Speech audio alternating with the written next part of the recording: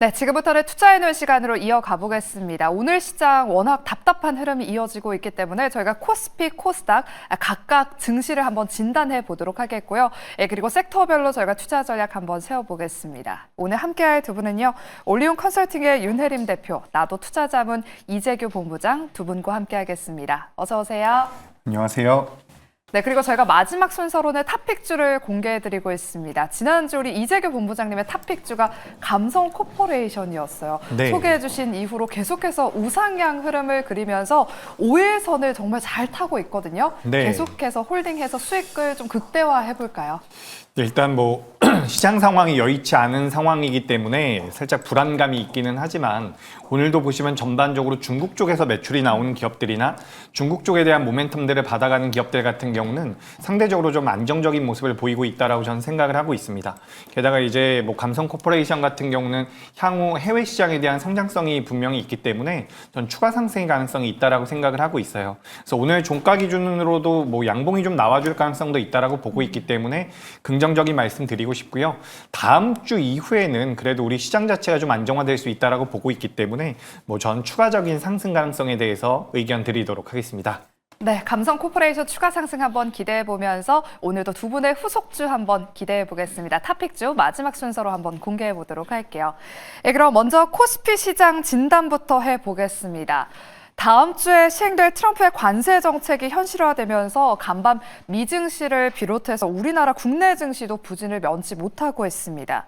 트럼프 관세 정책이 4월 2일 이후에 끝난다면 참 좋겠지만 요즘 주변의 이야기를 들어보면 뱅커들도 그렇고 개인 투자자분들도 트럼프의 입에서 무슨 발언이 나올지 모르기 때문에 이 X를 같이 켜놓는다고 하더라고요. 또 추가적인 관세 정책이 나올 가능성도 배제하지 못하는 상황입니다. 윤혜림 대표님, 당분간은 이런 관세와 관련해서 불확실성이 계속해서 이어질지 언제쯤 이 리스크가 해소될까요? 일단 지금 불확실성이 좀 존재를 많이 하기 때문에 이럴 땐 좀 투자를 좀 우리가 멀리 좀 떨어져 놓고 지켜보는 게 낫지 않을까라고 생각을 하고 있고요. 일단 지금 3월 말부터 이제 공매도가 재개가 되고 그리고 헌법재판소의 탄핵 판결도 있고 사실 관세 리스크도 있지만 우리나라 자체에 지금 리스크들이 많이 있기 때문에 충분히 지금 계속 심리적 충격을 줄 수 있는 요건들이 많이 있어서 이 부분을 넘겨야 된다라고 생각을 하고 있습니다. 예를 들어서 이제 탄핵 이슈 같은 경우 솔직히 이제 여기서 조금 더 잘못 올라가면 다시 한번 조금 국가 혼란이 올 수 있어서 또 여기서 이제 외국인 자금 이탈이 발생할 수 있기 때문에 우리가 확실하게 보고 가는 시점은 이제 31일부터 정확하게 우리가 한 4월 첫째 주 이후까지는 조금 시장 형태를 보면서 좀 관망하는 게 낫다라고 보고 있고요. 그렇다고 했을 때 여기서 다시 코스피나 코스닥이 꼬꾸라지는 거 아니야라고 생각을 할 수도 있겠지만 이제 결과를 확인한 후에 오히려 우리가 이런 혼란 속에서 다시 한번 기회가 창출될 수 있다라고 볼 수 있어서 지금 시장의 하락이 여기서 정말 하락이 계속해서 진행이 된다가 아니라 다시 한번 저점을 잡고 우리가 또 다른 기회를 잡을 수 있는 준비 과정이다라고 생각을 하시면 좋을 것 같습니다. 지금 여러 가지 리스크들로 인해서 지금 시장에 우리가 주도 섹터나 주도주가 부재한 상황이죠. 그래서 테마성의 개별주만 지금 단발성으로 움직이고 있기 때문에 뚜렷한 방향성이 없어서 투자하기가 더 어려운 상황이다라고 생각을 하고 있습니다. 그리고 시장 유동성 또한 지금 잠긴 상태라서 지금 코스피 코스닥 거래 대금이 한 13조 원 내외인데 지금 주식 시장뿐만 아니라 미국 주식도 그렇고 코인 시장도 그렇고 전반적인 이제 시장에 대한 투심이 좀 악화가 되어 있어서 지금은 우리가 한 4월 첫째 주 정도까지는 조금 시장을 지켜보는 방향으로 잡는 게 어떨까 싶습니다.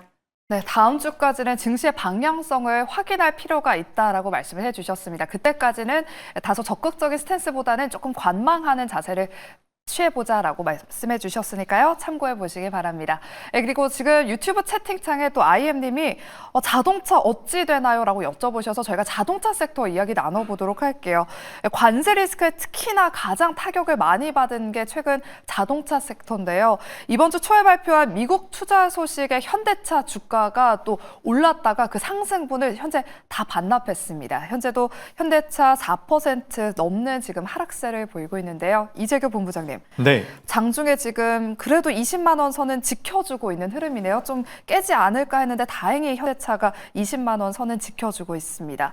지금의 하락을 좀 과도하다고 보시는지 아니면 하방이 조금 더 열려 있다고 보시는지 궁금해요. 네, 일단 저점을 제가 완벽하게 말씀드릴 수는 없지만 현재 가격대가 저는 저점대라고는 생각을 하고 있습니다. 그러니까 우리가 지금 관세에 대한 부분들로 인해서 굉장히 민감하게 생각을 하고 있고 실제로 글로벌 시장에서 완성차 기업들의 주가 흐름이 전반적으로 이 관세 발표 이후에 안 좋은 모습을 보이긴 했지만 우리가 근본적인 부분들을 좀 생각해 볼 필요가 있다고 저는 보고 있거든요.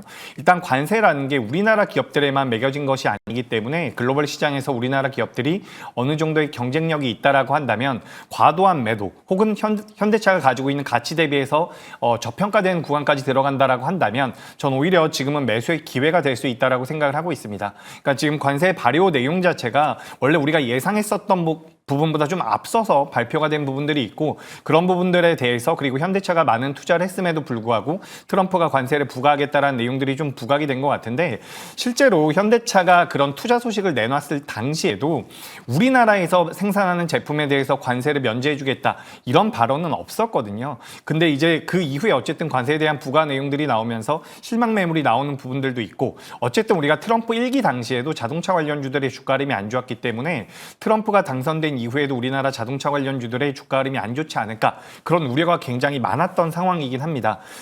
근데 그런 내용들을 우리가 전부 다 반영한다라고 하더라도 작년 연초에 밸류업과 관련돼서 우리나라 현대기아가 PBR 기준으로 1배 가까이 올라왔었던 상황이 있었거든요. 당시 현대차 같은 경우도 0.8배 수준까지 반등이 나왔었는데 최근에 다시 한번 0.5배, 0.6배 수준까지 빠지고 있는 상황입니다. 그렇다라고 한다면 저는 지금은 우리가 어떻게 보면 당장 오늘만 놓고 본다라고 한다면 자동차 쪽에 대한 불확실성이 분명히 있죠. 다음 주에 더 안 좋은 내용이 나올 가능성도 있다라는 부분들이 시장에서 계속해서 부각이 되고 있는데 시간이 지나고 나서 보면 지금 이 혼란스러운 형태가 지금 이 시점 자체가 어떻게 보면 매수의 기회가 될 수 있다. 매수의 기회였을 가능성이 높다라고 저는 생각을 하고 있거든요. 그래서 저는 현대차 같은 경우는 좀 과감하게 우리가 공략을 해볼 필요도 있지 않을까 이렇게 의견 드리면서 다만 제가 이제 우리 시청자분들께 당부드리고 싶은 것은 결국에는 판매가 잘 돼야 됩니다. 그러니까 우리가 지금 미국 쪽에서 계속해서 우리가 소프트 데이터라고 이야기를 많이 하고 있는데 심리 지표가 계속해서 꺾이는 부분들이 있거든요. 근데 이게 실제로 소비 심리적인 부분이지만 나중에 지표로 찍히면서 현대차에 대한 차량 판매가 늘어나지 못한다라고 한다면 그땐 현대차가 올라올 가능성이 낮아지겠죠. 다만 판매가 정상적으로 이어진다라고 한다면 전 현재 주가 수준은 매수가 가능한 구간이지 않을까 이렇게 의견 드리겠습니다. 네, 현대차의 하방이 얼마나 더 열려 있는지를 지금 속단하기는 조금 이르다라고 말씀을 해주셨는데요. 그래도 차량 판매가 잘 되는지 여부를 체크해보고 미국에서 현대차의 차량이 잘 판매가 된다면 현재 구간 매력적이다, 분할로 접근해보자라고 코멘트까지 덧붙여 주셨습니다. 그리고 오늘 코스피 지수가 빠지면서 삼성전자와 SK하이닉스도 동반 하락하고 있습니다. 오전에 삼성전자 이재용 회장이 시진핑 중국 주석을 만났다라는 그런 소식도 전해졌는데요.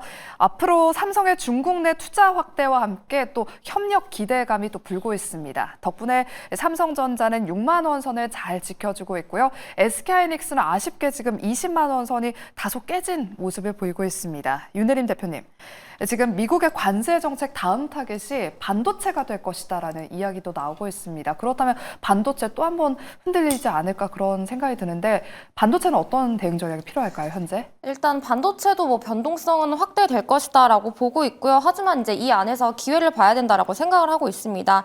우리가 이제 트럼프의 관세 정책을 잠깐 짚어보면 이제 1기 때는 행정부 이런 중국과의 무역 전쟁에 집중을 했었고 지금 2기에 들어서는 우리가 보편적 관세 그리고 상호주의 강화로 지금 범위가 확대가 되고 있죠.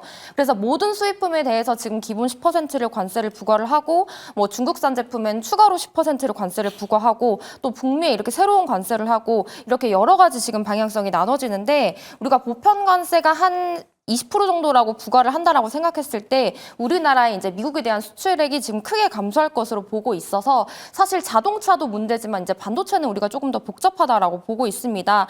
예를 들어서 이제 미국이 이 대중국 관세가 강화될 경우에는 한국산의 이제 반도체가 중국산을 대체하는 효과로 우리가 오히려 수출이 증가할 수도 있지만 뭐 한국의 반도체 기업들이 지금 중국에 생산 기지를 두고 있는 경우에는 또 이제 공급망 혼란으로 인해서 우리가 간접적인 피해도 예상을 할 수 있겠죠. 그래서 반도체도 사실 지금 뭐 롱이냐 숏이냐 이렇게 대립을 하고 있는 구간이다라고 생각을 하고 있는데 그럼에도 불구하고 지금 삼성전자가 꽤 잘 버텨주고 있고 오히려 하이닉스가 조금 흔들리고 있는 상황입니다.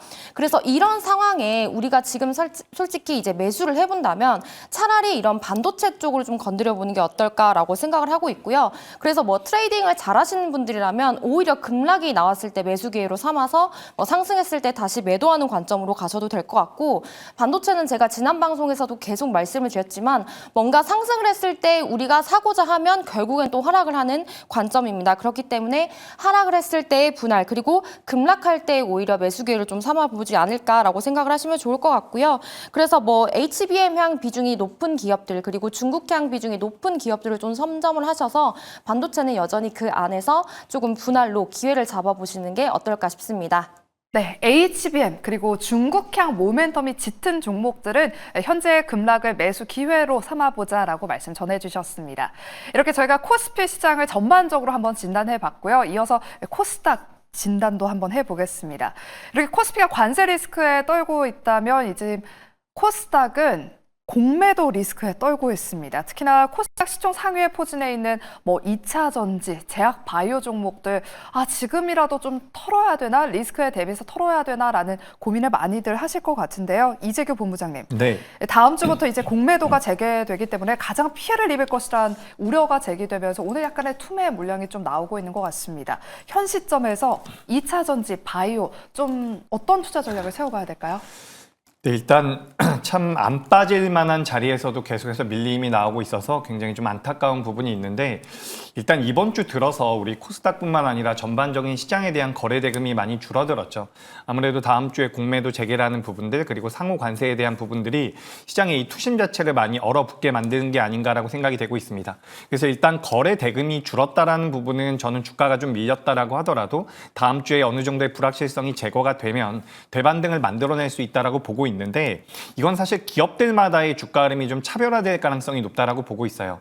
지금 이제 시장에서도 대차 잔고가 많이 올라오고 있는 기업들에 대해서 자료가 계속해서 돌아다니고 있는데 사실 실제 이제 다음 주가 돼봐야지 어느 쪽에 대해서 공매도가 나올지 우리가 파악할 수 있지 않을까 저는 그렇게 생각을 하고 있거든요.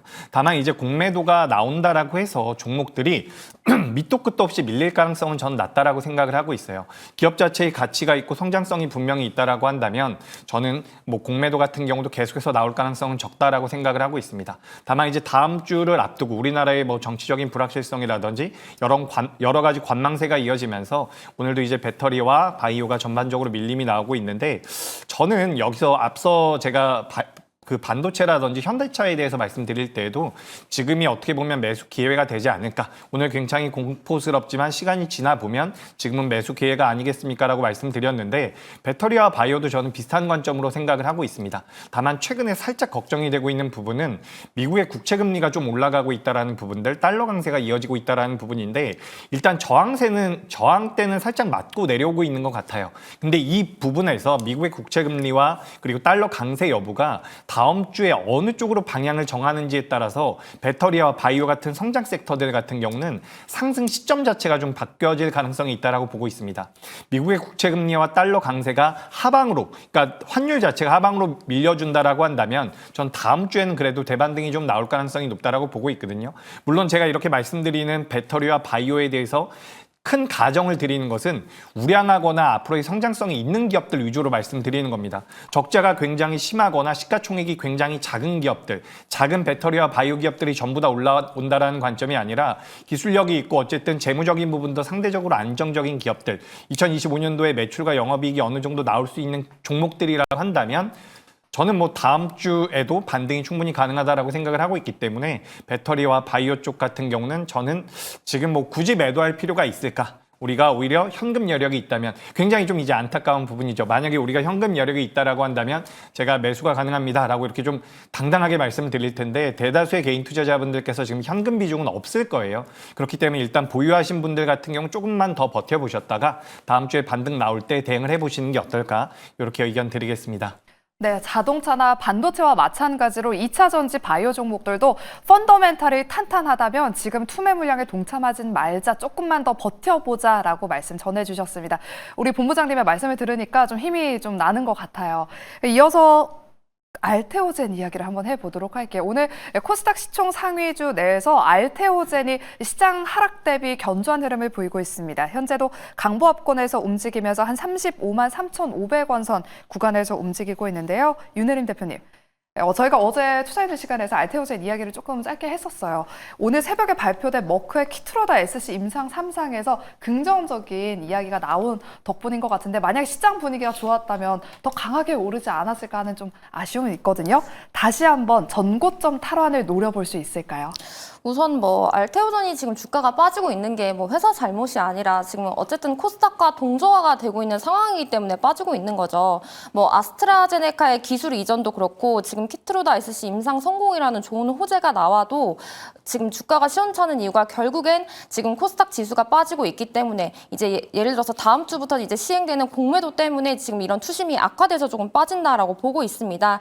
그래서 우리가 이제 코스닥 대주주 요건 때문에 이제 연말이 되면 양도세 이런 회피성 매도 물량이 출현을 하는 것처럼 지금 공매도가 시행이 되면 결국 지금 바이오 섹터가 예전에도 이제 줄줄이 하락을 했었던 것처럼 지금 똑같이 좀 타격이 있을 것이다 라는 예상으로 지금 선제적으로 지금 매도 물량이 나오고 있는 것으로 보여지고 있습니다. 그래서 회사의 펀더멘탈에는 변화가 없는데 결국 이 단순한 수급 논리에 지금 주가가 조정을 받고 있다라고 생각을 해서 이 기간이 지나면 다시 뭐 정고점 탈환을 할 수가 있겠죠. 그래서 알테오젠을 보시는 분들은 우리가 작년 12월에도 이제 20만 원 이제 이 후반대까지 빠졌을 때 이때 조금 이제 용기를 갖고 매수를 하셨던 분들이 결국 수익을 봤던 것처럼 우리가 다시 한번 그 기회를 얻을 수 있을 거다라고 보여지고 있습니다. 다만 그 시기가 언제 될 것이냐에 대한 문제겠죠. 그래서 일단 제가 개인적으로 보고 있는 것은 81선인 한 35만 원 선을 지지해 준다면 그나마 양호하겠구나라고 하고 있는데 지금 35만 원 선을 잘 지지를 해주고 있습니다. 그래서 여기서 섣불리 매수하기보다는 뭐 어쨌든 정고점을 갈 수 있겠지만 지금 우리 시장의 불확실성 요건들이 굉장히 많이 있기 때문에 조금 더 지켜보면서 분할 매수 관점으로 대응하신다면 다시 한번 좀 기회를 잡을 수 있지 않을까 하는 생각이 듭니다.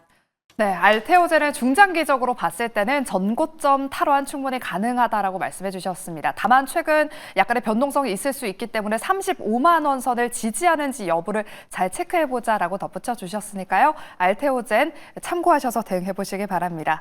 네, 그럼 저희가 분위기를 좀 바꿔서 그렇다면 이제 4월이면 실적이 본격적으로 발표가 됩니다. 1분기 실적 시즌이 개막을 하는데 실적을 기반으로 저희가 공략해 볼 수 있을 만한 섹터는 어디일지 두 분께 각각 여쭤보도록 할게요. 이재규 본부장님, 네. 실적이라는 재료에 집중해 볼 수 있을 만한 그런 섹터는 어딜까요? 일단 저는 K-뷰티 쪽과 조선 쪽이 아닐까라고 생각을 하고 있습니다. K-뷰티 같은 경우는 뭐 우리가 화장품도 이야기를 할 수가 있고요. 네. 또 미용 의료기기 쪽도 이야기를 할 수가 있죠. 근데 오늘 같은 경우도 전반적으로 시장이 굉장히 안 좋은 모습을 보이고 있음에도 뭐 휴젤 같은 경우는 상승이 나오고 있고요. 또 의료기기 쪽에서 APR 같은 경우도 견조한 모습을 계속해서 만들어주고 있거든요. 그래서 우리가 실적적인 부분을 고려해 본다라고 한다면 K-뷰티 쪽이 여전히 좀 매력적이지 않을까라고 말씀을 드리고 싶습니다. 그리고 지금 자금 자체가 제가 저번 주에도 감성 코퍼레이션을 말씀드리면서 중국과 관련되어 있는 기업들을 좀 보시는 게 좋습니다라고 말씀드렸던 게 지금 중국 같은 경우는 시장에 내수 부양을 위해서 자금이 많이 유입이 되고 있어요. 그러니까 시장 자체에 자금이 유입된다라고 한다면 그와 관련되어 있는 종목군들의 변동성이 나아질 가능성이 높다라고 보고 있고 지금 K-뷰티 우리가 의료기기까지도 지금 중국에서 한국을 들어오거나 뭐 중국 내에서도 한국 쪽 제품 쪽에 대한 수요가 늘어날 가능성이 계속해서 이야기가 되고 있기 때문에 이런 기업들 같은 경우는 실적적인 부분들이 저는 메리트가 있다라고 생각을 하고 있습니다. 그리고 제가 우리 방송에서 항상까지는 아니지만 조선주를 이제 2월 달이나 1월 달에도 이거 꺾이면 조심하셔야 됩니다라는 말씀을 많이 드려왔거든요. 근데 조선주 같은 경우도 제가 좀 생각을 다시 한번 해보니까 지금 최근 고점 대비해서 20% 정도 밀린 조선주들이 꽤 많이 있더라고요. 그래서 제가 내용들을 좀 살펴봤더니 지금 1월 달과 2월 달의 누적 수주량이 발주량이 작년에 비해서 굉장히 많이 급감을 했어요. 근데 여기에 대한 명분이 분명히 있거든요. 트럼프라는 인물 때문에 우리가 불확실성이 있어서 관망세가 좀 이어졌다. 이런 분석이 우리가 가능하기 때문에 어쨌든 상반기 때 조선 수주 물량에 대한 내용들이 작년에 비해서 많이 줄어든 부분들은 부담이 되지만 이게 어떻게 보면 전약 후강으로 중순이나 하반기로 가면 갈수록 수주 물량이 다시 한번 늘어날 가능성이 있다. 이렇게 본다라고 한다면 전 조선주들 같은 경우도 여기까지 조정을 받았으니 전 이제부터는 좀 관심 있게 보시는 게 어떨까라는 생각이 듭니다. 특히 뭐 HD 한국조선해양이라든지 HD 현대중공업 같은 경우는 최근 8거래일, 9거래일 연속 외국인들의 순매수가 들어오고 있는 부분이거든요. 그래서 이런 부분들을 우리가 고려해 본다라고 한다면 전 조선주들 같은 경우도 실적적인 부분에서는 메리트를 가져갈 수 있지 않을까 이렇게 의견 드리겠습니다. 네, 실적이란 재료에 집중해 본다면 K뷰티와 조선 쪽 보자라고 말씀해 주셨고요. 이어서 우리 윤혜림 대표님의 실적 유망 섹터도 한번 여쭤볼게요. 네, 저도 의견이 비슷한 것 같아요. 일단 뭐 지금 시장이 트럼프의 입을 따라가든지 아니면 그 입을 타지 않는 섹터를 봐야 되기 때문에 앞에서 말씀해 주셨던 이제 K뷰티, 미용 의료기기 쪽 같이 보고 싶고, 그리고 요즘 엔터주가 강세이기 때문에 엔터주를 보시는 것도 좋다라고 생각을 하고 있습니다. 지금 이제 뭐 한한령 해제에 대한 기대감이 있는데, 우리가 이제 여기서 이제 엔터주들이 오랜만에 중국에서 콘센트를 개시한다라고 했을 때 우리가 조금 더 실적을 기대해 볼 수 있는 측면이라 뭐 이런 것들을 예상하기 때문에 지금 엔터주가 굉장히 강세의 모습을 보이고 있죠. 그래서 여기서 조금 조정이 온다면 다시 매수 기회를 볼 수 있기 때문에 엔터주 뭐 여기서 조금 더 이제 우리가 한한령 해제에 대한 이 측면을 강화했을 때 뭐 여행, 면세업계 이쪽까지 같이 보시면 좋을 것 같고요. 그리고 최근에 이제 경기 방어주인 식품주도 측면이 좋아서 우리가 사실 식품주 하면 이제 삼양식품의 이제 불닭 요 정도만 보고 있었는데, 지금 농심 같은 경우도 이제 투움바 이런 그 파스타 이런 라면을 출시를 해서 요즘 주가 상승세가 굉장히 좋은 편이더라고요. 또 어제 같은 경우는 이제 SPC 삼립의 주가도 갑자기 표본빵. 급등을 한 적이 있었죠. 그래서 우리가 뭐 이렇게 관세를 타지 않고 실적이 잘 나오는 이런 뭐 미용 의료기기, 뷰티 쪽 그리고 엔터 쪽 식품주가 좀 확장해서 보시는 것도 도움이 되겠습니다. 미용기기, 엔터, 식품까지 짚어주셨습니다. 저희가 안 그래도 한한령 해제 탑픽 섹터 어디냐고 여쭤보려고 했는데 짧게 한번 여쭤보겠습니다. 이재규 본부장님, 네. 뭐 화장품에서 엔터, 오늘은 콘텐츠와 게임이 강하거든요. 네. 순환매가 돌고 있는 것 같은데 탑픽 하나만 딱 꼽아주세요. 탑픽이요? 저 탑픽주이기도 한데 말씀드려도 되나요? 그럼 탑픽주랑 엮어서 예. 같이 말씀해 주세요. 좋습니다. 오늘 뭐 크래프톤도 올라오고 게임주들도 방금 전에 앵커님께서 말씀해 주신 것처럼 자금이 조금씩 들어오고 있는 것 같은데, 저는 컨텐츠 쪽을 좀 보시는 게 어떨까라고 말씀드리고 싶어요. 엔터주들 같은 경우는 주가가 어느 정도 올라온 부분이 있고, 그리고 이제 컨텐츠 같은 경우는 상대적으로 주가가 좀 더디게 움직였었던 부분들이 있거든요. 네. 그래서 이제 저는 이제 엔터주 쪽 보다는 컨텐츠 쪽이 상승 여력이 좀 더 남아있지 않을까라고 생각이 되고 있습니다. 그중에서 제가 탑픽주로 오늘 준비한 종목 자체가 컨텐츠와 관련되어 있는 종목이라서 네. 제가 추가적으로 말씀드려보자면 요 M83이라는 기업이 있어요. 그래서 우리가 CG라고 표현을 하면 이해하시기가 편할 것 같은데, 우리가 VFX와 관련되어 있는 기술력을 가지고 있다. 그러니까 CG와 관련되어 있는 기술력을 가지고 있다라고 보시면 좋을 것 같습니다. 뭐 화면에 나오는 것처럼 국내 시장에서의 점유율도 올라가고 있는데 해외 기업과도 계속해서 협업을 진행하고 있습니다. 그래서 이런 부분들이 이 기업의 기술력을 어느 정도 보여주지 않나라고 생각이 되는데, 사실 우리가 큰 카테고리에서 컨텐츠와 관련되어 있는 기업이지만 최근 주가 흐름이 굉장히 좀 크게 나오고 있거든요. 그러니까 이런 기업들 같은 경우는 개인 투자자분들께서 만약에 보유를 하셨다라고 한다면 최근에 보유하시기가 좀 어려웠을 것 같아요. 근데 그걸 우리가 반대로 좀 생각을 해보면 지금부터는 오히려 매수의 기회가 될 수 있다라고 저는 보고 있습니다. 그런 관점에서 본다라고 한다면 우리가 오늘은 컨텐츠 쪽에 대해서 관심을 좀 가져볼 필요가 있지 않을까라고 말씀드리고 싶고요. 그중에서는 M83 현재 주가가 15,140원대에서 거래가 되고 있는데 현재가 이하에서 접근을 해보시면 좋을 것 같고요. 목표가는 18,500원, 그리고 손절가는 13,500원으로 의견 드리겠습니다. 네, 우리 이재규 본부장님은 한한령 해제 기대감이 있는 섹터, 지금 콘텐츠 쪽이 상승룸이 조금 더 남아있다라고 말씀해 주시면서 오늘의 탑픽주로 M83을 꼽아주셨습니다. 이어서 우리 윤혜림 대표님의 탑픽주도 바로 한번 공개해 보도록 할게요. 오늘 정말 다양한 섹터들 제가 다뤄봤는데 어떤 쪽 준비해 오셨을까요? 오늘 이제 비슷한 섹터에서 계속 얘기가 나오는 것 같은데, 저는 APR을 다시 준비를 했습니다. 제가 한 2, 3주 전에 APR을 소개를 드렸었던 것 같은데, 그때 당시에 한 67,000원에서 8,000원 선에서 매수를 해보시면 좋을 것 같다라고 했었는데, 지금 주가가 이제 제가 그때 목표 주가를 한 73,000원 정도로 잡았었던 것 같아요. 그런데 최근에 이제 최고가를 찍고 이제 다시 좀 주가가 좀 이렇게 숨고르기 단계를 하고 있는데, APR 주가 보시면 뭐 하루에 6만 원대는 꼭 진입을 하게 되어 있습니다. 그래서 APR을 왜 다시 추천을 하냐? 지금 미국에서 아마존 빅 스프링 세일에서 지금 APR의 메디큐브가 뷰티 부문 1위를 등극했습니다. 화장품 브랜드죠. 그래서 이 아마존 매출 성과로 인해서 단기 주가 상승 모멘텀이 여전히 남아있다라고 보고 있고요. 그리고 이제 미국 시장에서 이렇게 브랜드의 인지도가 확대되는 것이 결국엔 중장기적 실적 이 상승과도 이어질 수 있다라고 보고 있기 때문에 뭐 지금 주가가 너무 부담스러운 거 아니야라고 생각하실 수도 있지만 뭐 장기적으로 봤을 때, 단기적으로 봤을 때 둘 다 모멘텀이 있다라고 생각을 하고 있습니다. 그래서 이제 7만 원 선 아래에서 매수 기회로 잡아보시면 좋을 것 같고요. 목표 주가는 조금 더 높아서 7만 8천 원 그리고 손절가는 5만 5천 원 제시해드리겠습니다. APR 3월 14일에 딱 2주 전에 우리 윤혜림 대표님이 탑픽주로 APR을 소개해 주셨는데 수익권에 있고요. 지금도 다시 한번 공략 가능하다라고 말씀해 주시면서 오늘의 탑픽주 APR을 소개해 주셨습니다. 이렇게 저희가 준비한 순서는 여기까지고요. 오늘 두 분의 APR 그리고 M83 탑픽주까지 앞으로는 눈여겨보시기 바랍니다. 그럼 저희는 다음 주 월요일 이 시간에 다시 찾아오도록 할게요. 함께해 주신 여러분 고맙습니다.